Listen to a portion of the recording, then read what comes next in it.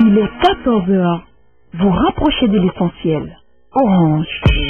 Voici l'émission Foire à l'emploi. Chercheurs d'emploi, employeurs, employés, étudiants, débrouillards, commerçants, futurs bacheliers. Il y a une nouvelle émission hebdomadaire tous les lundis et mardis dès 14 heures. Nous diffuserons des offres d'emploi dans tous les secteurs d'activité, petits et gros métiers sur les ondes de la plus grosse des radios FM. Institut de formation, entreprise à la recherche d'une plateforme pertinente pour vous adresser au public et mettre en valeur vos produits et services. Communiquez avec la responsable de l'émission. Foire à l'emploi, une présentation de Rima Communication Agency sur les antennes de Magic FM.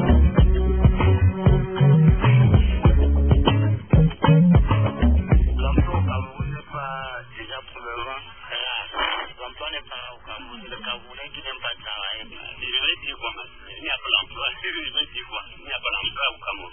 Chacun se débrouille seulement. Quand se débrouille, il n'y a pas d'emploi. Les Camerounais vivent relativement à la débrouille. Ça veut dire que les Camerounais ils sont habitués à faire des petits métiers et en plus même quand bien ils veulent le faire.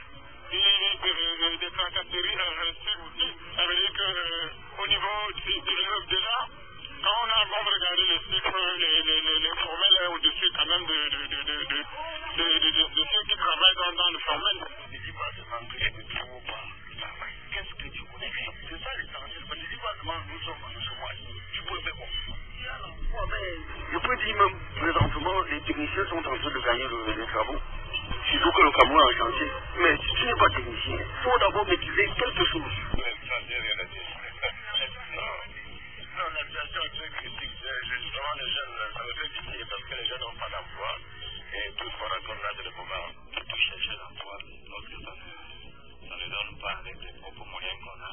Il faut bien se fier à la structure mise en place par l'État. Moi, je reste optimiste puisque c'est une structure qui a été mise en place pour trouver de l'emploi aux jeunes. Et dans cette optique-là, je veux dire, moi également, à travers le FNE, je pourrais trouver un emploi. Quand les gens sont avec le diplôme, ils veulent déjà avoir les postes de responsabilité.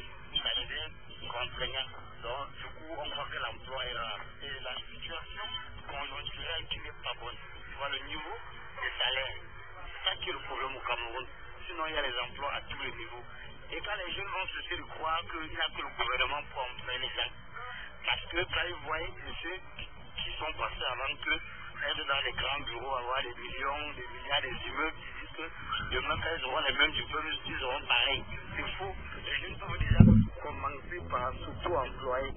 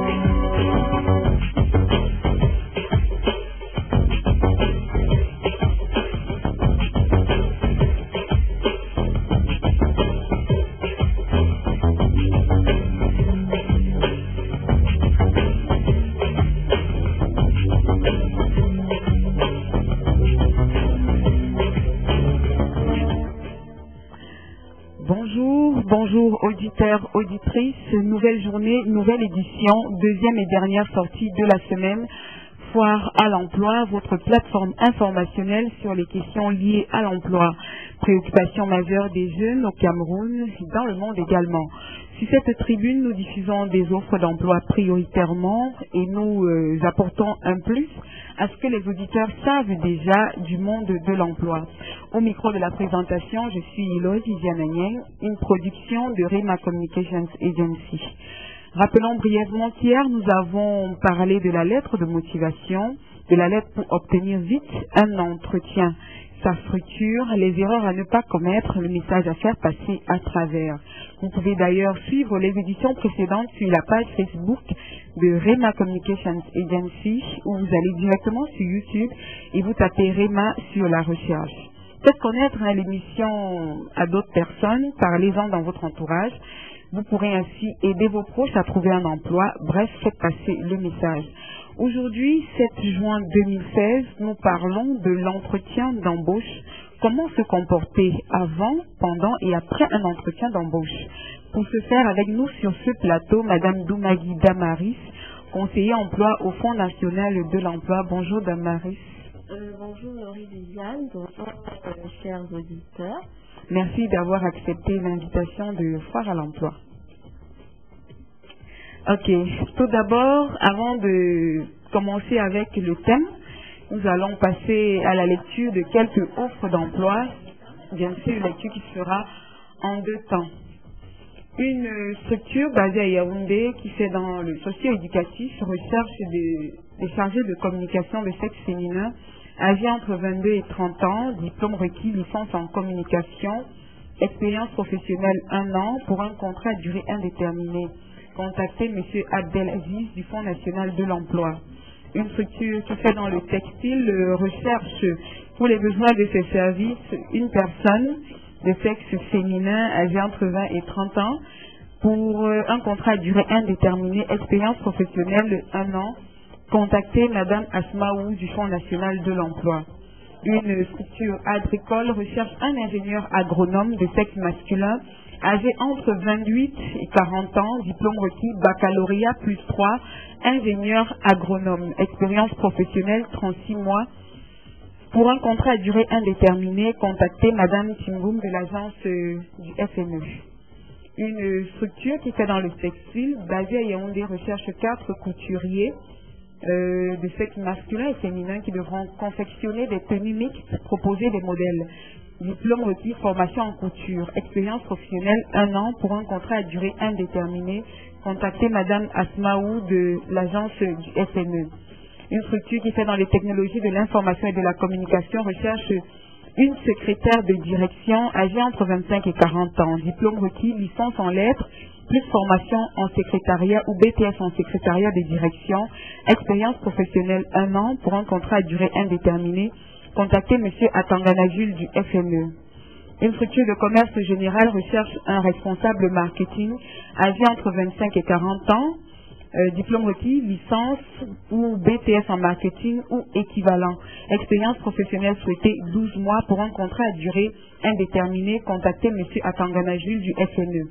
Une structure basée à Yaoundé recherche pour ses services un cuisinier, diplôme, formation en restauration de sexe masculin ou féminin. Expérience professionnelle 1 an pour un contrat à durée indéterminée. Contactez Mme Oyakat du FNE. Une structure de la place recherche un webmaster qui devra concevoir, créer les sites web, les animer. La personne devra être âgée entre 20 et 30 ans. Formation en webmaster, expérience professionnelle souhaitée 12 mois pour un contrat à durée indéterminée. Contactez Mme Beleng. La même structure a besoin d'un infographe de sexe masculin de préférence, âgé entre 25 et 30 ans, diplôme requis, formation en infographie. Pour un contrat à durée indéterminée, contactez Mme Beleng. Une structure qui fait dans les assurances a besoin de 10 agents commerciaux, âgés entre 25 et 35 ans de sexe masculin et féminin, diplôme requis, BEPC, CAP, CEP, plus expérience professionnelle d'1 an. Type de contrat à durée indéterminée. La même structure recherche 5 secrétaires bureautiques de sexe féminin, âgés entre 25 et 35 ans, diplôme requis baccalauréat, BEPC, CAP, formation en secrétariat. Expérience professionnelle 6 mois. Pour un contrat à durée indéterminée, contactez Mme Jamila. Une structure administrative a besoin d'une caissière qui devra faire les encaissements, décaissements, gérer la caisse, de sexe féminin, diplôme requis, baccalauréat G2, expérience professionnelle 1 an, pour un contrat à durée indéterminée, contactez Mme Jamila du SNE. Une structure de communication recherche 3 agents commerciaux, âgé entre 21 et 40 ans, diplôme requis, BTS en action commerciale ou baccalauréat probatoire, expérience souhaitée 6 mois pour un contrat à durée indéterminée, contactez Madame Djamila. Une structure a besoin de 12 commerciaux âgés entre 25 et 40 ans, diplôme requis minimum BEPC, contrat à durée indéterminée, contactez Madame Belaigne du FNE. Une structure basée à Yaoundé qui fait dans les énergies renouvelables recherche un ingénieur électricien de sexe masculin âgé entre 35 et 40 ans. Diplôme requis, diplôme d'ingénieur en électricité, expérience professionnelle 24 mois pour un contrat à durée indéterminée, contactez M. Atchan du FNE. Une structure qui fait dans l'automobile recherche un mécanicien auto qui devra détecter les pannes et réparer, conseiller les clients âgés entre 18 et 30 ans, diplôme requis, formation dans le domaine, expérience professionnelle 1 an, pour un contrat à durée indéterminée, contactez M. BP. La même structure a besoin d'un électricien automobile âgé entre 18 et 30 ans, formation dans le domaine, 1 an d'expérience exigée, pour un contrat à durée indéterminée, contactez M. BP. Une structure située à l'Est, qui fait dans la foresterie, recherche un gestionnaire des approvisionnements et de stock, âgé entre 18 et 28 ans, diplôme requis minimum baccalauréat G2, pour un contrat à durée indéterminée, contactez M. BP. La même structure, basée à l'Ouest, a besoin d'un chauffeur poids lourd de sexe masculin, âgé entre 30 et 45 ans, diplôme requis minimum probatoire, plus permis poids lourd et super lourd. Expérience professionnelle 60 mois, pour un contrat à durée indéterminée, contactez M. BP de l'agence centrale du FNE. Une structure qui fait dans les BTP, basée à Yaoundé, recherche 10 manœuvres qui devront effectuer les réalisations des ouvrages, préparer le terrain de sexe masculin âgé entre 25 et 35 ans pour un contrat à durée déterminée. Contactez Madame Timgoum. La même structure a besoin d'un technicien en énergie renouvelable qui devra installer les panneaux solaires, assurer leur maintenance. Elle devra être âgée entre 25 et 35 ans, diplôme requis, BTS en énergie renouvelable, expérience professionnelle souhaitée 24 mois pour un contrat à durée déterminée. Une structure agricole recherche 20 vendeurs âgés entre 22 et 30 ans pour un contrat à durée indéterminée. Contactez Madame Timgoum de l'agence centrale du FNE.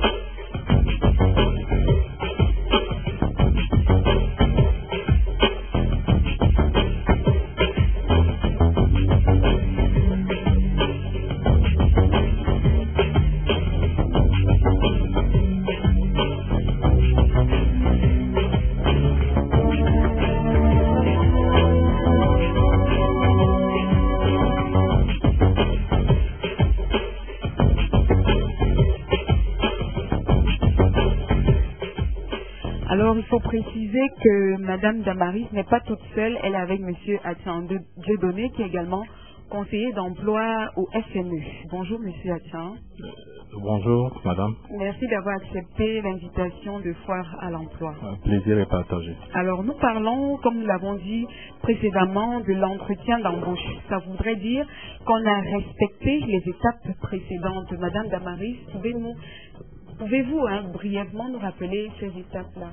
Oui, effectivement, avant d'entrer dans le sujet du jour, il faudrait peut-être qu'on revoie et on fasse un bond en arrière pour rappeler un peu le processus qui a été enclenché par le candidat ou le recruteur avant de se retrouver à l'entretien d'embauche.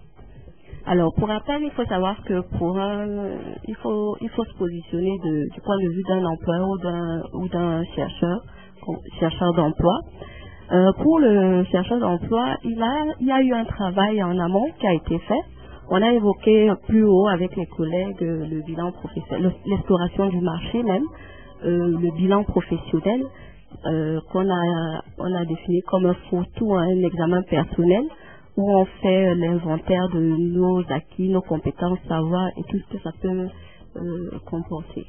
On nous a fait comprendre à tout le monde que ce bilan est un support qui est personnel, qui est propre au candidat ou au chercheur et qui va lui permettre après de pouvoir se lancer sur le marché. Déjà savoir ce qu'il a pour pouvoir aborder un marché. Et pour pouvoir aborder le marché, il a besoin de support ou de documents qu'on appelle ici dossier de candidature. C'est-à-dire qu'il va puiser des informations dans ce bilan professionnel pour établir par exemple son autonomité, CV, d'accord. Il va puiser des éléments en fonction du poste à pourvoir, en fonction de l'objectif à atteindre, qu'il va consigner dans ce CV. Au-delà du CV, le candidat est appelé dans ces démarches. On a parlé aussi des différents types de canaux. Hein. Il y a deux types.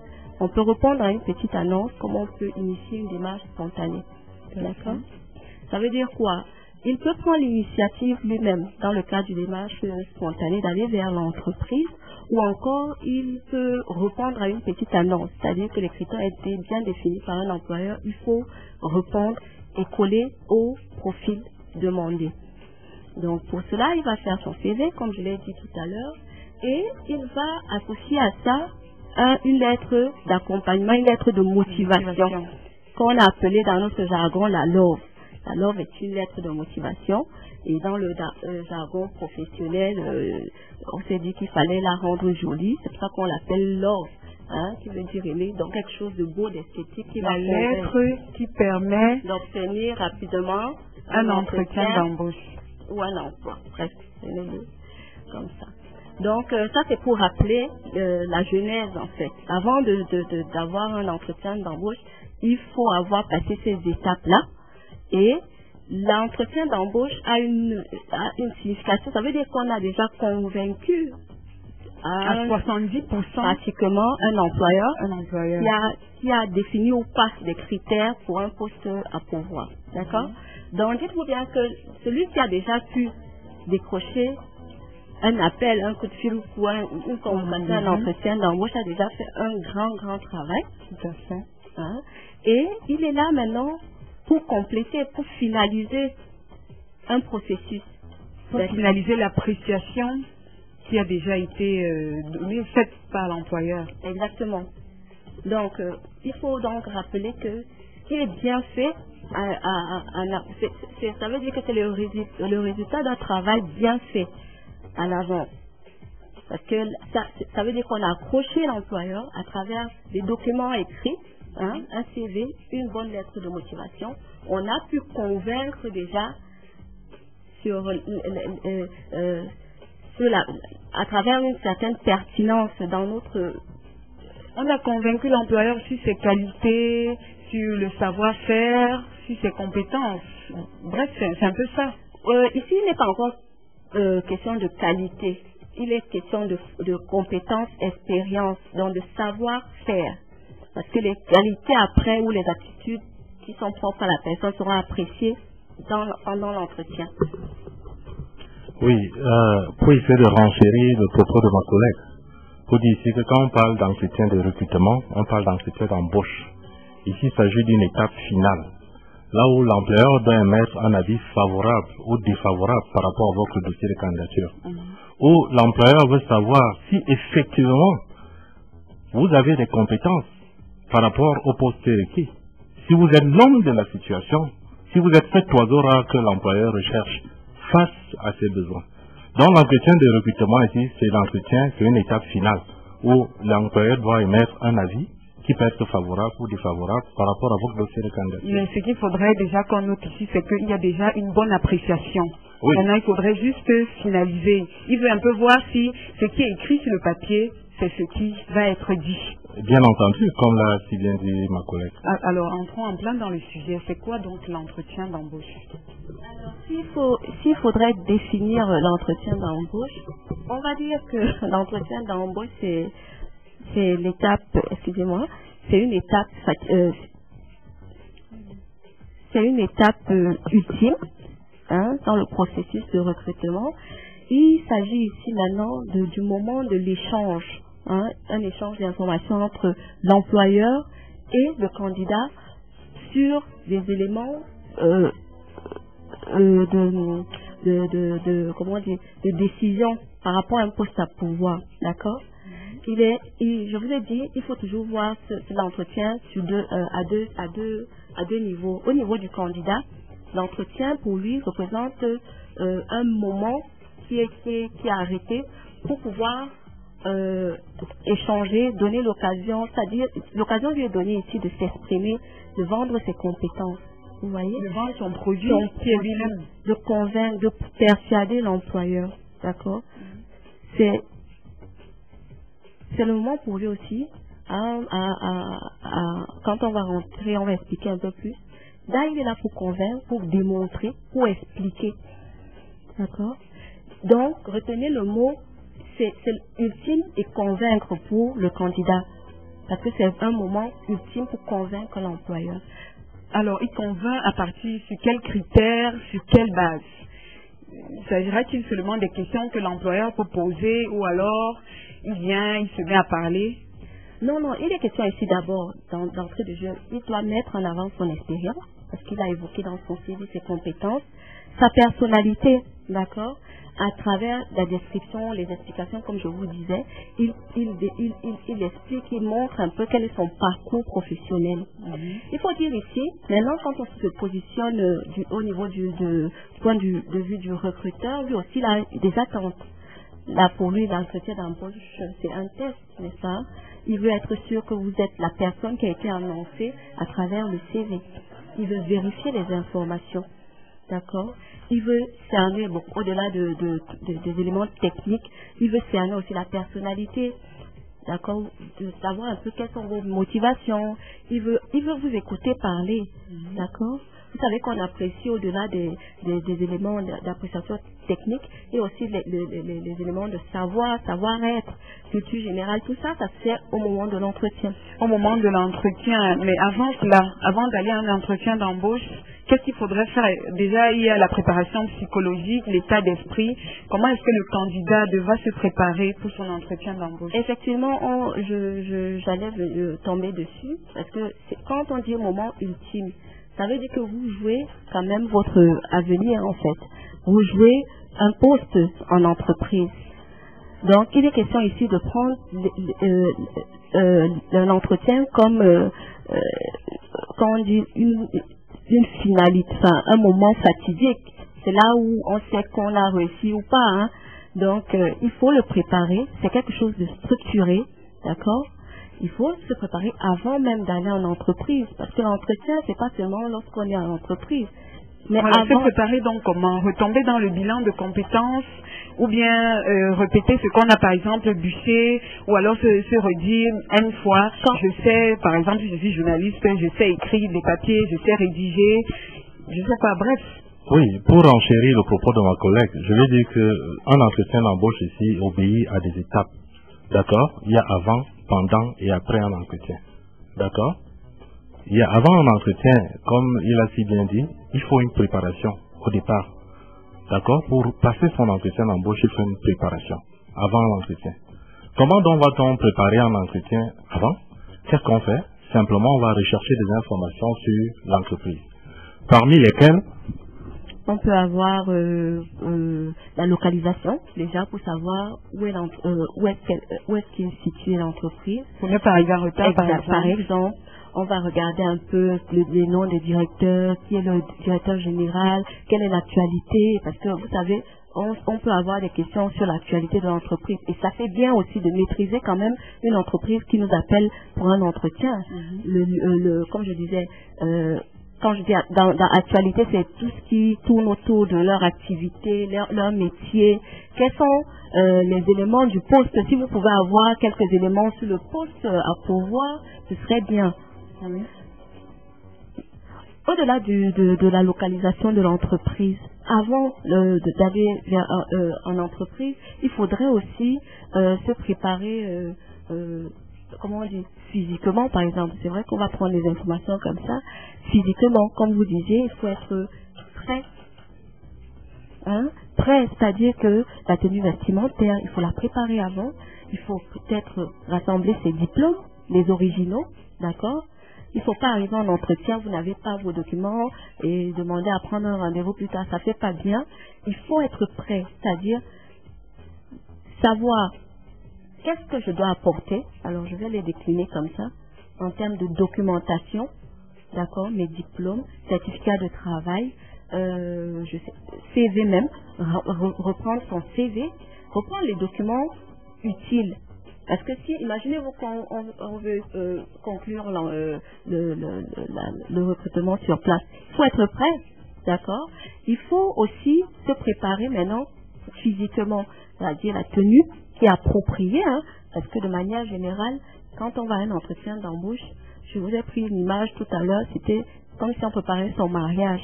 Il faut apprêter sa tenue, il faut être propre sur tout le monde. Hein, quel que soit le métier, en entretien d'embauche par exemple, je suis homme d'affaires, je veux recruter des taximens.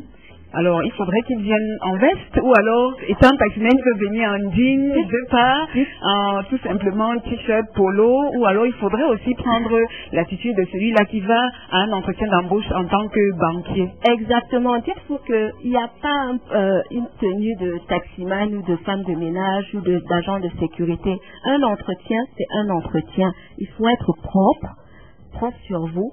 Pas forcément avoir un costume, c'est pas obligatoire bien d'être habillé en Yves Saint Laurent ou bien en Louis Vuitton, ça c'est pas le plus important. Le plus important c'est d'être présentable, d'avoir le physique de l'emploi.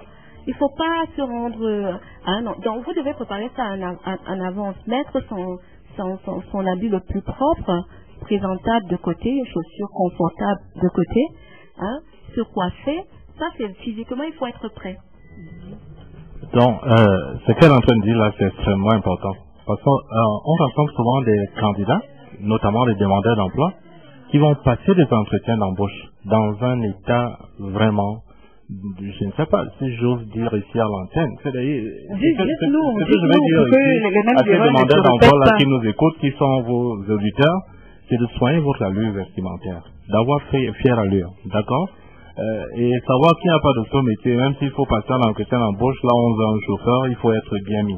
Parce que de nos jours déjà, il y a des secrétaires de particuliers pour des personnalités qui sont de plus en plus, qui sont bien mis. Donc c'est extrêmement important de soigner cette allure vestimentaire. Il y a aussi un autre volet qui est important, ce qu'elle a eu à noter, il faut venir à l'heure. Venir à l'heure. 1 heure avant. 30 minutes, cela suffit. D'accord? Parfois même, il faut aller à l'avance même 1 jour avant ou 2 jours avant si vous avez été convoqué pour essayer un peu de visiter l'entreprise. Au moins pour avoir déjà une idée de l'entreprise. Afin d'éviter l'effet d'impression. Souvent quand il y a des gens qui arrivent pour la première fois dans une organisation, ils sont un peu, comme on dit au quartier, épatés. Donc, il faut faire perdre cet envie-là. Bon, mettons-nous un peu à la place d'un candidat, d'un demandeur d'emploi qui a déjà eu à être rejeté après 10 entretiens d'embauche. Comment est-ce que celui-là doit se présenter pour la 11e, doit se présenter psychologiquement pour la 11e, pour le 11e entretien? C'est pourquoi, dans les étapes d'un entretien, on va y revenir. On parle souvent de la conclusion, qui est le verrouillage de l'entretien. Il faut faire une évaluation à froid ou à chaud, c'est-à-dire une auto-évaluation diagnostique personnelle pour savoir qu'est-ce qui n'a pas marché, pourquoi ça n'a pas marché. Ça veut dire chaque entretien qu'on va passer, lorsque l'entretien n'a pas été favorable, il faut pouvoir s'auto-évaluer pour savoir qu'est-ce qui n'a pas marché, pourquoi ça n'a pas marché. Et là-dessus, c'est simple. Lorsque l'entretien n'a pas marché, repartir vers l'employeur, parfois aller demander à l'employeur que sincèrement j'aimerais avoir un entretien professionnel avec vous, j'aimerais savoir vraiment qu'est-ce qui n'a pas marché, dites-moi professionnellement. Il pourra vous donner des astuces afin de mieux vous améliorer. Ok. 6 99 21 81 32 66 17 67 308 242 06 81 24. Auditeur au bout du fil. Allô, bon après-midi. Bon après-midi. Je suis Mary. Je pose une question par rapport à la préparation, n'est-ce pas, face à l'entretien d'embauche. Bon, en réalité, même si on s'est préparé, on a pas fait un certain nombre d'informations sur l'entreprise. Mais j'aimerais voir si, parce que généralement les employeurs cherchent une personne convaincante, parce qu'il y a beaucoup d'actifs. C'est vrai, parfois c'est quelque chose avec ce qui est inné, pas forcément actif. Mais on peut se retrouver devant un employeur et on est pris de panique. Je sais pas comment gérer cette panique. Mais ça, parce que l'employeur, les mots, ça se bouscule, tout se bouscule dans votre tête. Comment gérer une telle panique? Je vous remercie. Nous vous remercions, madame. Alors, merci pour la question. Il faut dire, le problème de madame, c'est les situations de stress ou de panique. Alors, lorsqu'on a bien préparé, il faut justement se préparer aussi à ces différentes éventualités. On peut se retrouver dans un environnement, comme disait monsieur Atchan, impressionnant, un employeur impressionnant. Ou alors devant un collège Donc, il faut se préparer à toutes ces éventualités. Pour même pousser un peu plus loin, vous pouvez même faire un test à la maison avec les frères, les sœurs. J'ai un entretien, essayons un peu de faire un peu. C'est vrai que là, le cadre est familial, mais c'est déjà bien. C'est déjà bien de s'entraîner. C'est un exercice assez. C'est pas facile de tenir. Donc il faut faire des entretiens, il faut essayer à la maison juste pour blaguer. Oui. Non, pas pour blaguer. Ce qu'elle dit là est extrêmement important. Ça veut dire qu'il faut savoir ici anticiper un entretien. Ça veut dire les questions qui peuvent, que l'employeur pourrait vous poser. D'accord? Ça veut dire éviter ce qu'on appelle les situations pièges du recruteur.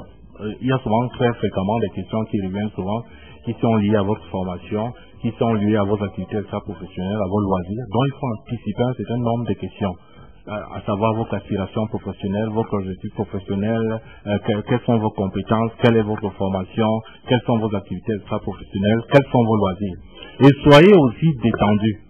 Savoir anticiper les questions, savoir anticiper un entretien et savoir aussi être détendu. Ça veut dire, avant un entretien, pour éviter le stress, ce qu'il faut faire, c'est faire du sport.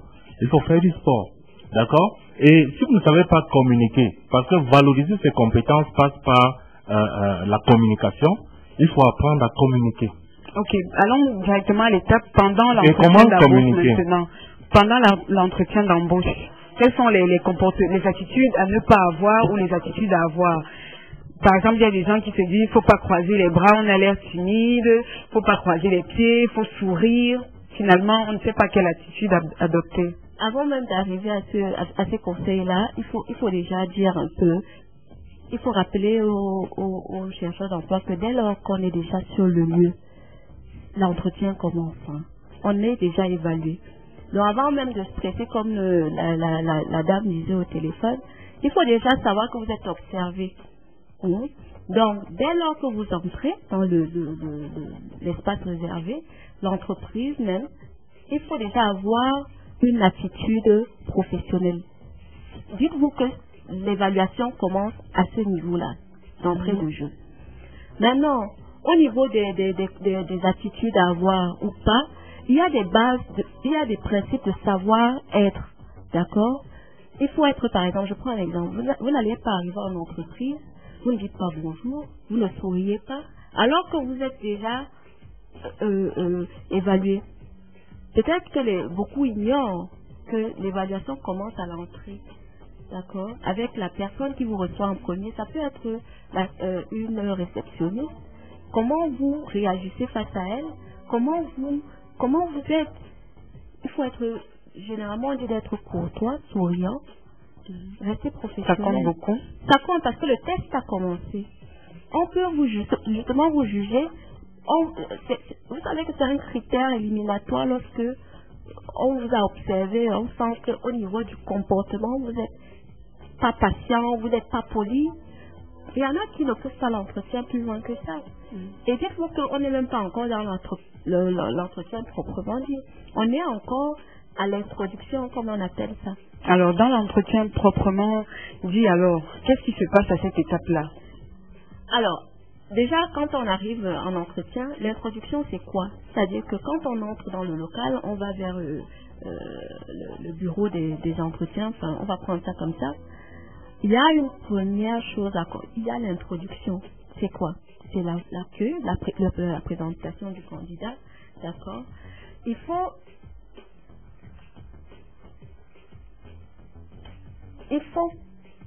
être, j'allais dire, il faut être calme, serein. Ils vont soit prendre la parole, se présenter, vous demandez de vous présenter. Là, on est déjà dans l'entretien. Oui. Avant même de dérouler, on est là. Si c'est une salle fermée, je prends même l'exemple, parce qu'il faut les images pour bien visualiser. Lorsqu'on est dans un local, c'est une salle fermée, il y a des attitudes à avoir même avant d'entrer dans la salle. Il faut attendre. Vous cognez, vous entrez, vous dites bonjour, vous attendez qu'on vous installe. Après viendra donc ces étapes-là où on va présenter le candidat, les interlocuteurs vont échanger avec lui. D'accord? Et il faut faire preuve de savoir-être. Quand on dit savoir-être, n'oubliez pas que tout le long de l'entretien, vous êtes observé. Et vous êtes observé, vous êtes examiné. On examine votre comportement. Quand on dit comportement, c'est les gestes, tout ce qui est non-verbal. D'accord? Il a déjà votre CV, il sait déjà un peu quels sont vos comportements. Il veut déjà évaluer autre chose. Tout ce qui est non-verbal, c'est les gestes, les mimiques, les blancs, le langage du corps. Alors, je prends par exemple, un cas pratique. Sur la petite annonce, on a dit recherche d'une personne âgée entre 30 et 45 ans. Mais quand même sur mon CV, j'ai mis explicitement que j'ai 48 ans, que j'ai 50 ans et j'ai été retenue pour l'entretien d'embauche. Directement, dès que j'entre dans la salle d'entretien, on dit « Ouf, madame, vous avez l'air vieille, hein? On voulait une personne jeune. » Donc là, quelle que soit la préparation psychologique, je suis déjà cassée. Comment se comporter dans ce cas-là? Oui, pour se comporter dans ce cas, souvent ce que nous apprenons aux candidats au Fonds national de l'emploi, c'est d'apprendre à dédramatiser la situation ou les situations auxquelles le candidat peut être confronté. D'accord? Par la reformulation des questions, hein? Soit en voulant transformer quelque chose de subjectif par une objection. C'est-à-dire que quelque chose qui peut être négatif, on peut le transformer en notre avantage. Donc face à une telle situation, on arrive à dédramatiser la situation. On arrive à dédramatiser la situation. Donc si j'arrive, dès que j'entre dans la salle, on dit on voulait vraiment des personnes brunes et vous êtes noirs. Parce que, je dois ressortir, ou alors je dois ressortir mes atouts en tant que personne noire. Je vous dis que je fournirai le même. Généralement, ce sont des critères subjectifs employés par certains employeurs, mais c'est pas ça qui fait la valorisation de la compétence. Hein, ce n'est pas la compétence au préalable, c'est pas ça qui fait votre savoir ou savoir-faire. Donc je dois utiliser à cet instant-là pour montrer à la personne qui est en face de moi, mon interlocuteur, qu'en tant que fille noire ou en tant que vieille personne, je peux fournir le même travail qu'une personne brune ou qu'une jeune personne. Vous avez si bien répondu déjà à la question. Demandez simplement à l'employeur que parce que je suis noire, je ne peux pas travailler comme une fille brune. D'accord? Parce que je suis de telle ou telle obédience religieuse, je ne peux pas parler ou répondre à la question. Donc, c'est un peu ça, il faut dédramatiser la situation, qui sont parfois très souvent les critères qui sont subjectifs.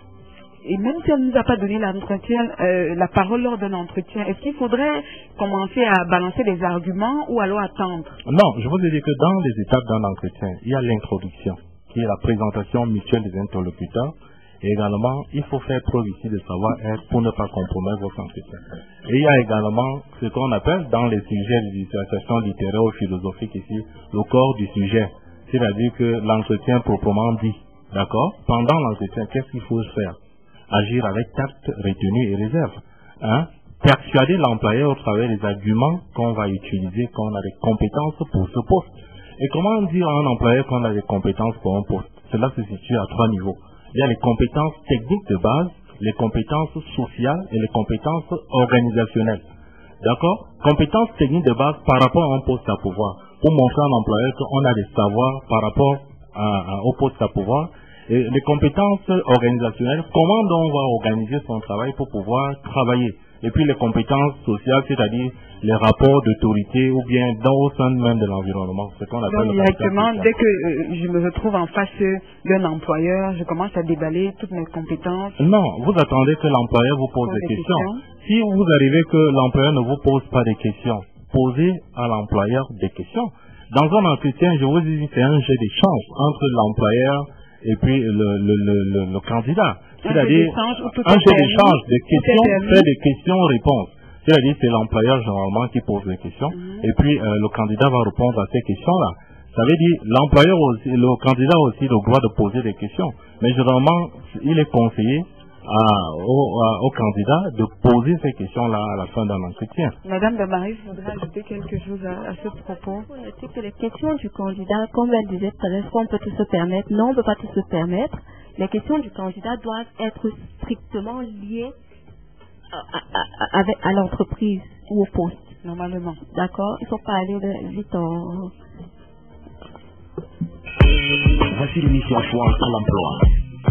Chercheurs d'emploi, employeurs, employés, étudiants, débrouillards, commerçants, futurs bacheliers. Il y a une nouvelle émission hebdomadaire tous les lundis et mardis dès 14h. Nous diffuserons des offres d'emploi dans tous les secteurs d'activité, petits et gros métiers sur les ondes de la plus grosse des radios FM. Institut de formation, entreprise à la recherche d'une plateforme pertinente pour vous adresser au public et mettre en valeur vos produits et services. Communiquez avec la responsable de l'émission. Foire à l'emploi, une présentation de Rima Communication Agency sur les antennes de Magic FM.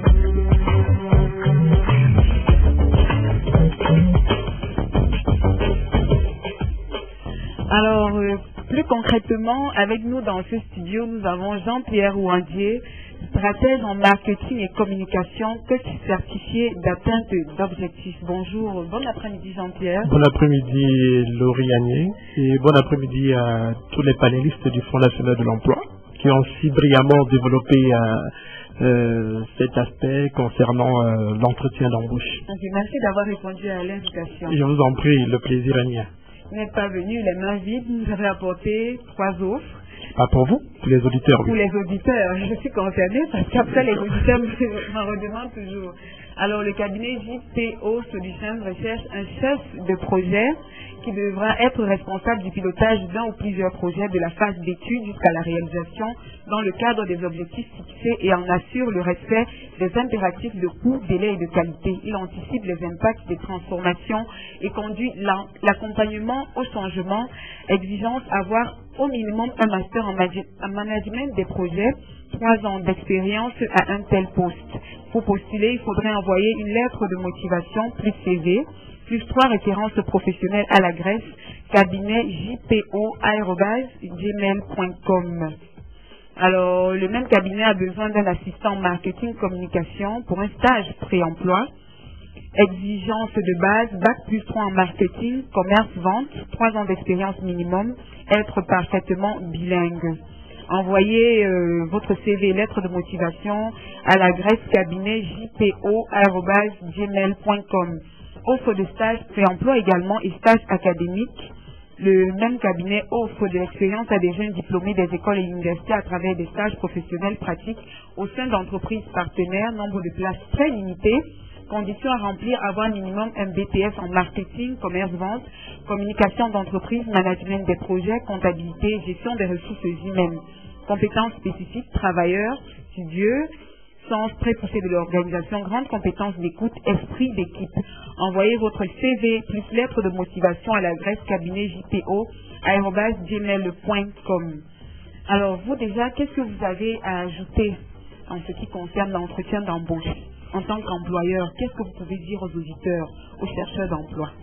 Ce que j'avais dit aux auditeurs, je vais reprendre M. Atlan, qui a très bien fait de situer les 3 compétences, ou alors les 3 éléments primordiaux sur lesquels l'employeur attend l'employé, à savoir les aptitudes techniques, les aptitudes sociales et les aptitudes organisationnelles. Au-delà de tout cela, on l'a bien dit, le candidat qui est appelé à l'entretien, quand ils arrivent, c'est d'abord une short list. Ils viennent pour qu'on détecte l'oiseau rare. À ce moment, nous sommes déjà convaincus, nous autres employeurs, que ce candidat, il est bien, comme on dit couramment au quartier. Maintenant, il faut la plus-value, le must, comme on dit souvent. Le must, c'est quoi? C'est beaucoup plus le savoir-être. C'est le quotient émotionnel. Parce qu'aujourd'hui, lors de nos recrutements, même pour certaines entreprises, quand nous posons au recrutement, nous disons aux candidats le plus souvent, ça va choquer certains, nous ne voulons pas de génies. En introduction, si oui, des génies qui s'intègrent dans une culture d'entreprise bien donnée. Ceci un peu pour commencer à leur inculquer Cela dans la tête. Parce que vous dites les employeurs ne veulent plus le plus intelligent, non. Ou alors le meilleur travail. Mais c'est quelqu'un qui a le minimum et qui est ouvert, qui se considère comme un verre à moitié plein dans lequel on peut ajouter quelque chose afin qu'il puisse produire le résultat escompté. Alors, on recherche le must. Si on a 5 candidats retenus pour un entretien, qu'est-ce qui peut faire la différence si ces 5 candidats, si tous ont le même must qu'on recherche? Ce qui va faire la différence à ce niveau-là, c'est beaucoup plus les qualités humaines. Beaucoup plus les qualités humaines. Si déjà on est tous convaincus que la compétence, elle est là, c'est les qualités humaines. Le candidat qui sera plus proactif, parce qu'on va parler de proaction, on va parler également, tout à l'heure, je vais prendre d'autres exemples, une image où vous entendez, vous dire, oh, vous avez l'air vieux, vous avez l'air vieille, nous voulons des jeunes personnes. Comment est-ce que le candidat gère ça? Ça peut faire la différence. La manière par laquelle le candidat gère. S'il est aussi prend un ton humoristique et il vous renvoie la balle, à ce moment, c'est quelqu'un qui a de la repartie. C'est souvent sur ces détails-là beaucoup plus le savoir et le quotient émotionnel. Quelle peut être l'attitude ou les attitudes de ce candidat par rapport à des situations? Cela se mesure beaucoup plus par des questions précises. On peut demander à un candidat de manière banale, je peux prendre un exemple comme ça. Si vous avez votre épouse qui est gravement malade là, vous avez une réunion à 8h, il est 7h30, qu'est-ce que vous ferez par exemple? Si vous l'amenez par l'hôpital, elle pourra décéder. Si vous n'arrivez pas au boulot, et puis il peut avoir catastrophe. Le candidat qui va dire que non, moi je l'amène d'abord à l'hôpital avant d'arriver au boulot, carrément on va le mettre de côté. Moi c'est quelqu'un qui va au-delà, qui analyse et dit je pourrais appeler peut-être une cousine, un frère qui conduise madame à l'hôpital, quant à moi, je viens au travail. Parce qu'on voit aussi cette implication de l'employé. L'implication, mais vous ne voulez certainement pas que le candidat vous raconte des histoires. Parce que si on a sérieusement une femme malade ou un enfant malade, l'enfant d'abord avant le travail. Donc vous pensez automatiquement que ce qu'il vous dira, ce qu'il fera lorsqu'il obtiendra le boulot? Moi, employeur, je ne gère pas les états d'âme. Moi, employeur, je veux un candidat ou alors un employé qui pose les solutions et non les problèmes. Il y a un problème précis. C'est vrai qu'il n'aura pas choisi. Mais à ce moment, tout est important. Mais tout n'est pas urgent. Il peut choisir. Ce n'est pas une histoire. Cette question, elle est très pertinente et elle vaut son pesant d'or. Ce n'est pas une histoire. Comment est-ce que lui s'organise? Oui, c'est un peu d'illustrer pour nos auditeurs qui nous écoutent. C'est un peu comme dans le monde du football. On dit tout le monde joue au football. Mais quand on voit Cristiano Ronaldo jouer, ou bien on voit Lionel Messi jouer, on sent vraiment qu'ils sortent du lot. Donc c'est ce must-là qu'en entreprise on cherche.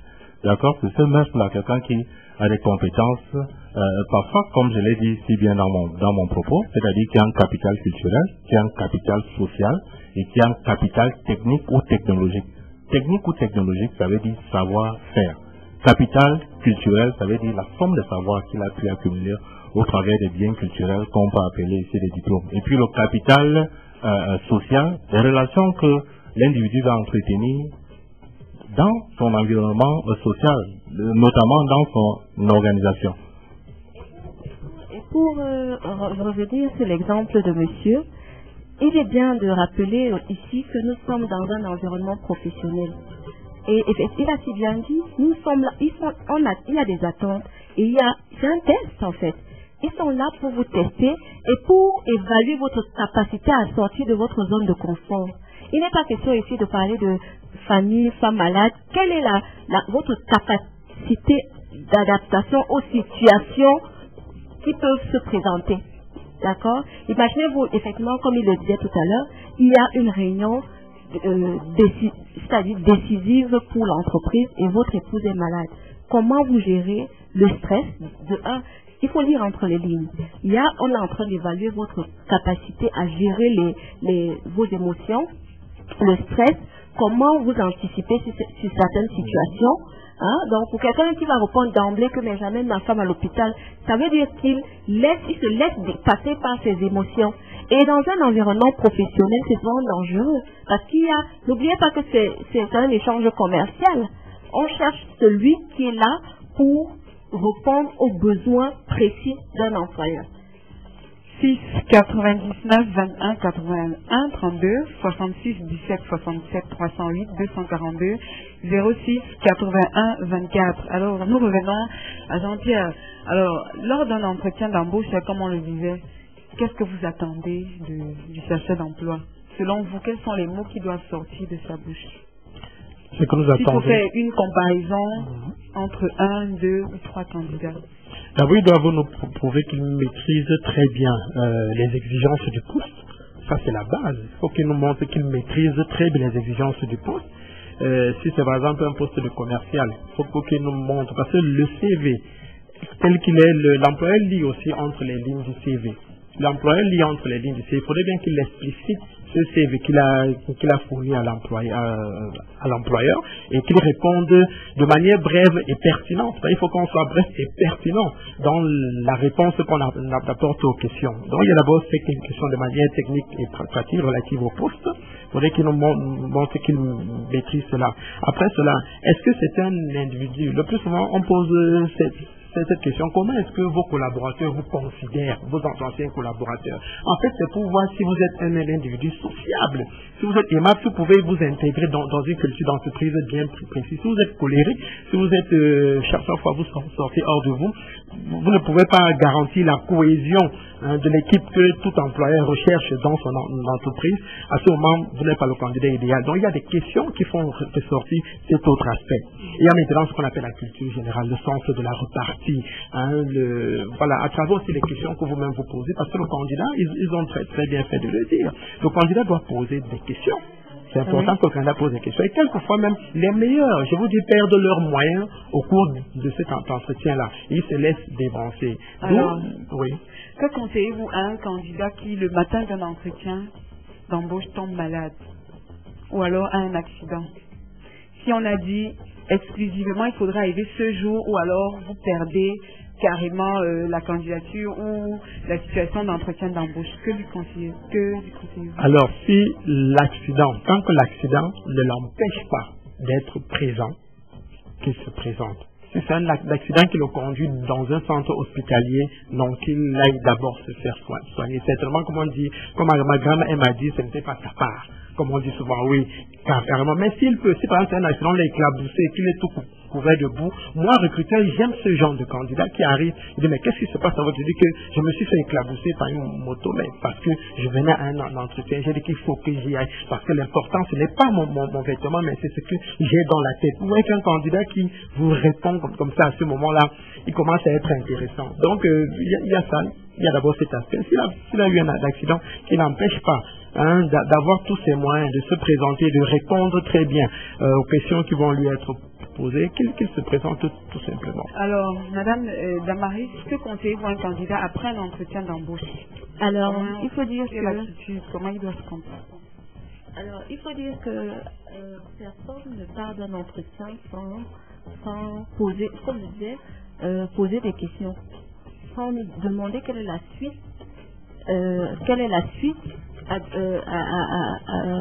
qui sera donnée à cet échange-là. Aussi, vous pouvez aussi demander si éventuellement vous pouvez avoir un rendez-vous ou un numéro de téléphone ou une adresse email ou encore le nom de quelqu'un à qui vous pouvez vous adresser pour avoir des informations sur l'avancement du traitement du dossier de recrutement. Dans les sociétés les plus modernes, on envoie un mail de remerciement à la personne avec qui on a eu un échange. Bon, ce n'est pas peut-être dans la culture, mais c'est bien de savoir, parce qu'en face de vous, vous pouvez avoir un recruteur étranger, et donc ça fait bien de lui envoyer un mail. Donc toujours avoir une information sur la suite. Ne jamais partir sans poser la question. Et appeler après une fois, 2 fois. On n'a pas dit que il faut appeler peut-être, envoyer un mail et vous donneront sûrement une information sur le canal à utiliser pour avoir une information sur la suite à donner. Ok, tenu par le temps, nous allons rapidement lire ces dernières offres d'emploi. Une entreprise qui est dans les BTP a besoin de 5 maçons, âgés entre 25 et 35 ans, CAP en maçonnerie, type de contrat à durée déterminée, contactez Madame Timgoum. La même entreprise a besoin d'un technicien de génie civil de sexe masculin, âgé entre 25 et 35 ans, BTS en génie civil, contactez Madame Timgoum.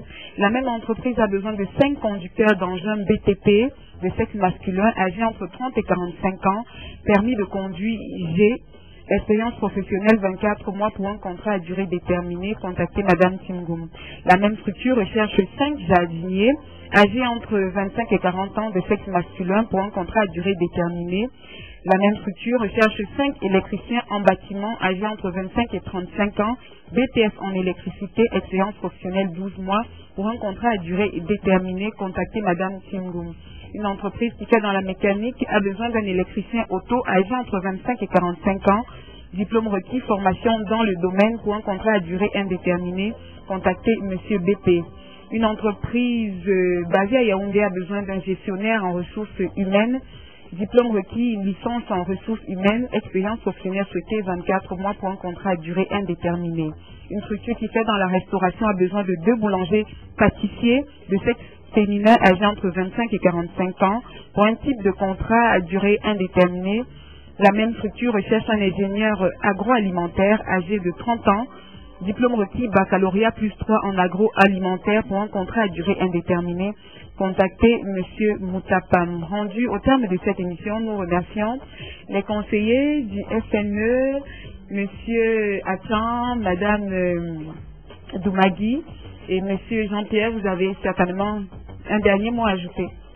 Oui, j'aurais voulu, si le temps me le permet, donner quelques conseils pratiques pour qu'ils puissent noter. D'accord? Ça va très rapidement. Très rapidement. Alors, quelques conseils pratiques, s'il vous plaît, lorsque vous allez en entretien. Alors, soyez à l'heure, généralement 10 minutes avant. Ayez une apparence soignée, c'est-à-dire respectez les codes vestimentaires. Soyez propre sur vous. Adoptez une attitude positive et souriez. Préparez vos éventuelles questions du recruteur. Entraînez-vous à présenter en quelques minutes votre profil. Soyez honnête, diplomate, discret sur vos anciens postes. On n'est pas là pour débattre de ce que les autres ont fait ou pas. Ne critiquez jamais les autres. N'essayez pas de regarder dans tous les sens. Et soyez, convaincus de votre valeur. Jean-Pierre? Et je vais dire, pour ajouter, quand vous arrivez, pour faire partie le stress, dites bonjour à tous ceux que vous rencontrez et discutez avec d'autres candidats. Ok, proverbe du jour, il y aura des obstacles, il y aura des doutes, il y aura des erreurs, mais si tu travailles fort, il n'y aura aucune limite. Fin de cette édition, rendez-vous lundi et mardi prochain dès 14h, même fréquence. Voici l'émission Foire à l'emploi. Chercheurs d'emploi, employeurs, employés, étudiants, débrouillards, commerçants, futurs bacheliers. Il y a une nouvelle émission hebdomadaire tous les lundis et mardis dès 14h. Nous diffuserons des offres d'emploi dans tous les secteurs d'activité, petits et gros métiers sur les ondes de la plus grosse des radios FM. Institut de formation, entreprise à la recherche d'une plateforme pertinente pour vous adresser au public et mettre en valeur vos produits et services. Communiquez avec la responsable de l'émission.